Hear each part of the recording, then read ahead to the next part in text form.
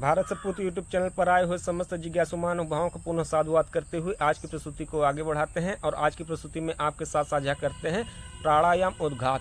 उद्घात क्या है और इसके लक्षण कौन कौन से हैं। चूँकि पिछली वीडियो में हमने आपके साथ साझा किया था प्राणायाम की श्रेणी और उसके लक्षण, वो कौन कौन से लक्षण शरीर में उभरते अथवा प्रदर्शित होते हैं जिन्हें देख जान समझकर हम प्राणायाम की श्रेणी अथवा अवस्था को जान समझ पाएँ जिनमें प्राणायाम उद्घात अधूरा रह गया था। सो आज की इस प्रस्तुति में हम प्राणायाम उद्घात को लेकर उपस्थित हुए हैं। तो चलिए जानते हैं प्राणायाम उद्घात क्या है और इसके लक्षण कौन कौन से हैं। प्राणायाम उद्घात, उद्घात का लक्षण एक ऐसा लक्षण है जो कि प्राणायाम के प्रत्येक अभ्यासी जान समझकर यह अनुमान कर पाते हैं कि हमारा प्राणायाम वास्तव में यह प्राणवायु जो कि हम धारण किए हुए हैं यह ब्रह्मरंध्र तक पहुंच रहा है कि नहीं।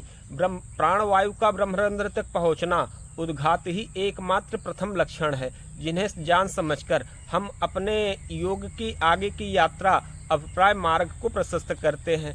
चूँकि अगर आप किसी गुरु अथवा आचार्य के सानिध्य में योग का अभ्यास कर रहे हैं तो इन लक्षणों के बारे में वो आपको बताएगा, जानेगा, समझेगा और उसके आगे का मार्ग आपका प्रशस्त करेगा। इसीलिए गुरुओं का, आचार्यों का उपयोग जीवन में धूर धूर प्रशंसा करके बतलाई गई है। तो चलिए आज की प्रस्तुति को आगे बढ़ाते हैं और जानते हैं प्राणायाम उद्घात। तो चलिए जानते हैं उद्घात होता क्या है। उद्घात का यूँ तो शाब्दिक अर्थ होता है ठोकर अथवा टकराव। दूसरे अर्थों में भी इसका प्रयोग करते हैं जिसका अर्थ होता है आरंभ। आप ध्यान दीजिएगा कि हम सभी जो प्राणायाम का अभ्यास करते हैं यह अभ्यास किसका होता है, इसका आधार क्या है। इसका आधार और यह अभ्यास जिसका करते हैं वह कुछ और नहीं, हमारी यह सांस ही है। हम अपने सांस लेने की प्रक्रिया का ही एक गहन सूक्ष्म अध्ययन, एक सिद्धांत पे चल के अभ्यास कर रहे होते हैं जिन्हें हम प्राणायाम कहते हैं। तो इस प्राणायाम का जो अभ्यास करते हैं, श्वास की जो साधना करते हैं, श्वास का जो अभ्यास करते हैं, तो चलिए उन पर थोड़ा सा विशेष सूक्ष्मता से एक ध्यान देते हैं तो उद्घात तभी समझ में आएगा। तो जब हम प्राणायाम कर रहे होते हैं तो हम अपने श्वास का अभ्यास कर रहे होते हैं। श्वास का जब हम अभ्यास कर रहे होते हैं तो इसी श्वास में हमें कुछ ठोकर लगाने होते हैं। वो ठोकर किसका होना चाहिए? प्राण और अपान का। और प्राण और अपान का जब ठोकर लगे तो चूंकि हम धारण कर रहे हैं जो श्वास, यह प्राण है। हमारे नाभि प्रदेश के नीचे और गुदा प्रदेश विस्तार आदि का जो क्षेत्र है वहाँ अपान वायु का अपना स्थान है। तो उस अपान वायु तक इस प्राण वायु को ले जाके प्राण और अपान का ठोकर कराते हैं और प्राण और अपान के ठोकर से यह धारण किया गया प्राणवायु समान वायु की तरफ अभिप्राय नाभि माने अब गुदा आदि के प्रदेशों के ऊपर नाभि आदि के प्रदेशों में संचरित हो जाता है, माने ऊपर की तरफ उठ जाता है। ऐसी अवस्था में हमें कुछ अलग से श्वास लेके उदर पटल को भरना होता है, उसकी आपूर्ति करनी होती है। जो ही प्राणायाम का अभ्यास करते समय हम कुंभक की अवस्था में स्थित होते हैं और ऐसी स्थिति, ऐसे लक्षण आए कि हमको अचानक से सांस भरने को लगे और हम अचानक से सांस भरे बिना सांस को छोड़े। चूँकि सांस हम पहले से भरे हुए हैं, होना ये चाहिए स्वाभाविक स्थिति कि अब सांस बाहर आना चाहिए, लेकिन सांस बाहर न आकर अंदर जब हम खींच लें तो ऐसी स्थिति ही प्राणायाम उद्घात है। प्राणायाम उद्घात को और सरलता से समझने के लिए आप श्वास को थोड़ा सूक्ष्मता से ध्यान दीजिए। आप श्वसन प्रश्वसन कर ही रहते होते हैं, अचानक से कभी आपको हिचकी आ जाती है। आप कहते हैं कोई याद कर रहा है क्या?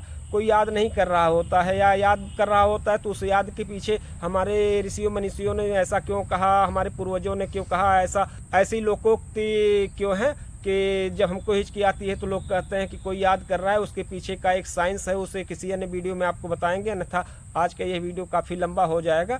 तो चलिए जानते हैं कि प्राणायाम में उद्घात क्या है और उसके लक्षण कौन है।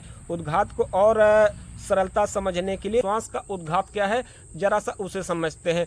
जो आप हिचकी लेते हैं ना, यही उद्घात है। हिचकी आप ध्यान दीजिए कि हिचकी लेते हैं तो क्या होता है। हिचकी आप लेंगे कैसे? हिचकी कैसे लेते हैं? आप लेते हैं? नहीं, यह स्वतः आता है। तो आता है तो इसका स्वरूप क्या होता है, हम उसका नकल करते हैं। यह नकल ही है, असल नहीं है, क्योंकि हिचकी अपने से नहीं लाई जाती। हिचकी स्वतः ही अचानक से बॉडी का मैकेनिज्म अपने हिसाब से काम करता है, कुछ ऐसी घटनाएं होती हैं शरीर में, इस कारण से हिचकी आती है। ये एक मिस्ट्री बना हुआ है वैज्ञानिकों के लिए, अभी भी वो अनुमान लगा के बताते हैं, किसी निश्चित पर्टिकुलर विशेष कारण को नहीं बता पाते कि इसी कारण से हिचकी आती है। तो चलिए जानते हैं कि हिचकी का क्या प्रावधान है हमारे योग में। हमारे ऋषियों ने हिचकी पर भी कितना सूक्ष्मता से अध्ययन किया। तो इसी हिचकी को उद्घात कहते हैं। हिचकी को जरा सा इसके स्वरूप को आपके साथ साझा करते हैं। इसे आप देखिए, ये हिचकी है। जब हिचकी आएगा तो एक ध्वनि आएगी और आप देखिएगा कि उदरोपटल माने जिसे आप डायफ्राम कहते हैं, उस डायफ्राम में, डायफ्राम क्या होता है, आपके फेफड़े, आपके लंग्स के नीचे एक स्लीपिंग लाइन में एक मांसपेशी की व्यवस्था होती है, जिसमें एक स्पंदन अनवरत होता रहता है। इसी स्पंदन से, इसी वैक्यूम से श्वसन प्रश्वसन, आप क्या ऊपर से श्वास प्रश्वास हमेशा खींच रहे होते हैं? आप ध्यान दें, आप इसी कार्य में लगे रहें, ये श्वसन प्रश्वसन की क्रिया होती रहती है अपने आप, इसमें आप कुछ करते नहीं हैं। तो इन्हीं क्रियाओं को संचालित करने वाला एक आधार बेस जो बना हुआ है फेफड़े के नीचे, उसे कहते हैं डायफ्राम, उदरोपटल। तो इस उदरोपटल में अचानक से जब एक तनाव आता है तो श्वास हम ग्रहण करते हैं, जब वो सिकुड़न आता है तो श्वास हम ग्रहण करते हैं। तो ऐसी स्थिति में श्वसन प्रश्वसन की क्रिया होती रहती है। तो आपको बताते चलते हैं ये स्थिति होती क्यों है। हम कुछ ऐसा खा लेते हैं या हमारा आहार विहार व्यवहार कुछ ऐसा हो जाता है जिससे हमारे शरीर में ऑक्सीजन और पानी की मात्रा सूखने लगती है। तो जब ये ऑक्सीजन और पानी की मात्रा जिन कारणों से सूखना शुरू हो जाए तो ऐसी ही स्थिति में अचानक से हिचकी आती है। दूसरी अवस्था हिचकी आने की यह है कि जब हमारा प्राण ब्रह्म नाड़ीगत हो जाता है और उसे अतिरिक्त ऑक्सीजन की आवश्यकता पड़ती है, तो वो अतिरिक्त ऑक्सीजन अचानक से लेने का माध्यम क्या है, वायुमंडल है। तो श्वास अतिरिक्त से, श्वास के माध्यम से ऑक्सीजन शरीर में पहुंचाता है। तो एक निश्चित मात्रा में धारण किया गया श्वास तो ठीक है, लेकिन बहुत प्रचुर मात्रा में जब जाएगा तो वो करेगा क्या, हमारा ये कंठ है, यहाँ पे एक से वाल्व लगा हुआ है, सिस्टम लगा हुआ है, वो तुरंत उसे लॉक कर देता है कि भैया ये अचानक से इतनी बड़ी से मात्रा में कहाँ से जा रहा है। तो क्या इसमें सब, चूँकि उसे तो बहुत कुछ चेक करना होता है कि सब कुछ अंदर जाना चाहिए कि नहीं जाना चाहिए, उसे बाहर भी रोकना होता है। तो जब उनकी मात्रा बहुत ज़्यादा होगी तो वो उससे वहाँ पे लॉक कर देता है, वो अपना वाल्व गिरा देता है। जब वो वाल्व गिरता है, बंद होता है, वो उसी से एक ध्वनि उत्पन्न होती है जिसे आप कहते हैं ये हिचकी है। कैसे आती है हिचकी, आप ध्यान देंगे, हिचकी आएगी तो हमारे कंठ प्रदेश और नाभि प्रदेश, दो प्रदेशों में बहुत भूमिका नजर आएगी, एकदम स्पष्ट होगा। ध्वनि यहाँ से उत्पन्न होगा और तनाव आपके नाभि प्रदेश तक होगा, उदरोपटल आदि को लेते हुए। तो यह हिचकी जो है यही उद्घात है। तो प्राणायाम में चूँकि श्वास आप ले रहे हैं, हिचकी अचानक से आ जाती है। बहुत सारे लोगों में ये हिचकी आम सी बात हो जाती है, बहुत सारे उपचार वो करते हैं। अगर किसी को ऐसी व्यवस्था हो, ऐसी समस्या हो कि जिन्हें बहुत सारी हिचकी आती है, तो आप कमेंट बॉक्स में बताइएगा, हम उसका कुछ उपचार आपको बता देंगे योग में प्राणायाम आदि के माध्यम से ही, जिसे आप करके इस समस्या से मुक्ति पा जाएंगे। तो चलिए अब जानते हैं प्राणायाम में उद्घात के लक्षण क्या हैं, कैसे हम जाने कि यह प्राणायाम की हिचकी है। चूँकि श्वसन प्रश्वसन में हिचकी आ गई, हिचकी तो आप जान गए। अब प्राणायाम में ये हिचकी कैसे आती है, यह उद्घात कैसे होता है, उसके लक्षण क्या है, अब उन्हें जानते हैं। मान लीजिए कि आप अंतः कुंभक कर रहे हैं, वायु को अंदर कुंभक माने धारण करके, स्तंभित करके, रोक के आप स्थित हुए पड़े हुए हैं। उसी अवस्था में आप थोड़ा सा एक क्रिया उसके साथ और करिएगा, मूलबंध अथवा अश्विनी मुद्रा का उपयोग आप करिएगा। और आप विशेष ध्यान आपको एक और देना है कि आप जब इन क्रियाओं को करें तो आप ध्यान दे लें, नाड़ी शोधन आदि पहले कर लिए रहें, ताकि आपका सुषुम्ना एक्टिवेट रहे। सुषुम्ना जब सक्रिय रहेगी, सुषुम्ना को सक्रिय कैसे किया जाए, इस पर हमने पहले से वीडियो बना रखा है, जिनका डिस्क्रिप्शन बॉक्स में हम आपको लिंक दे देंगे, तो उसे आप देख लीजिएगा। और जब हम सुषुम्ना में यह अभ्यास कर रहे होते हैं प्राणायाम का, चूँकि सुषुम्ना को सक्रिय करने के लिए नाड़ी शोधन प्राणायाम आदि कराए जाते हैं, तो नाड़ी शोधन प्राणायाम आदि को करके आप जब उनका अभ्यास करते रहेंगे, सुषुम्ना आपका सक्रिय हो जाएगा अभ्यास के दौरान। तो जब आप सुषुम्ना सक्रिय कर चुके हों, ऐसी अवस्था में जब आप कुंभक करें, तो आप एक चीज़ ध्यान दीजिएगा कि ऐसे कुंभक प्राणायाम के अभ्यास में आपको थोड़ा सा अश्वनी मुद्रा या मूलबंध का प्रयोग करना चाहिए। जब आप अश्वनी मुद्रा अथवा मूलबंध का उपयोग करेंगे, तब आप एक अवस्था में पाएंगे कि आपके द्वारा जो धारण की हुई सांस के माध्यम से वायु है, जो अंदर भरा हुआ है, वो खाली होगा।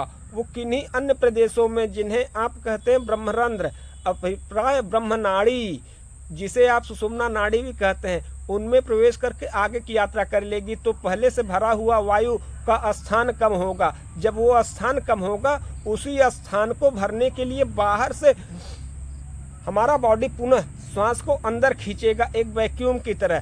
तो जब यह अवस्था आ जाए, यही प्राणायाम उद्घात है, यही उस समय की हिचकी है। आप प्राणायाम में समझ लीजिएगा, इसी को कहते हैं प्राणायाम उद्घात।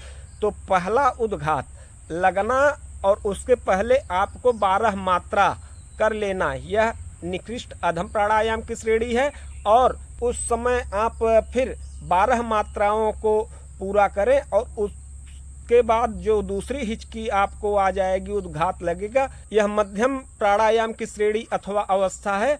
और इसी पर जब आप पुनः तीसरा मात्रा भी पूरा कर ले जाएं, तीसरे मात्रा की 12 प्रक्रिया पूरा कर ले जाएं, अभिप्राय समूचा 36 मात्रा और 3 उद्घात, तीसरा उद्घात भी आपका लग जाए, तो इनमें एक लंबा ड्यूरेशन लग जाता है। इतने देर तक जो वायु को कुंभक अथवा स्तंभित करके शरीर में रोके रखता है, इतने देर में वो एक वैक्यूम और बल के माध्यम से सुषुम्ना में, चूँकि सुषुम्ना सक्रिय है, इसमें किया गया अभ्यास वो प्राणवायु ब्रह्मनाड़ीगत होते हुए, जिसे आप कहते हैं कि खटचक्रों के भेदन की यात्रा वायु कैसे पहुँचाएं।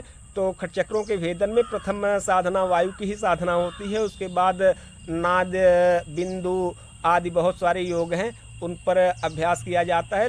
लेकिन सांस के अभ्यास से ही प्रथम प्रक्रिया शुरू की जाती है। आशा करते हैं कि आज की यह प्रस्तुति आप लोगों को अच्छी लगी होगी। मिलते हैं किसी अन्य प्रस्तुति में, तब तक के लिए